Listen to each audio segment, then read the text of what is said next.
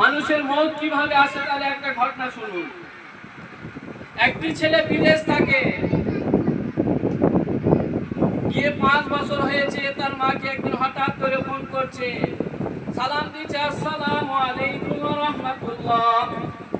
তার মা যখন সালামটা শুনে, গলার আওয়াজটা শুনে তার মা বুঝতে পেরেছে আমার কলিজার টুকরা, আমার নয়নমণি ফোন করেছে। তার মা বলছে, ওয়ালাইকুম আসসালাম ওয়া রাহমাতুল্লাহ। তার মা তাকে প্রাণ ভরে জিজ্ঞাসা করলো, ওগো আব্বা জান, তুমি কতদিন গিয়েছো? তোমার কথা, আমার কথা কি তোমার মনে পড়ে নাই? ওগো আমার কলিজার টুকরা, আমি যে তোমাকে প্রতি অক্টে প্রতি সেকেন্ডে স্মরণ করি। ওগো আমার কলিজার টুকরা, তোমার গিয়ে 5টি বছর হয়ে গেল, তোমাকে না দেখলে আমার একটুও ভালো লাগে না।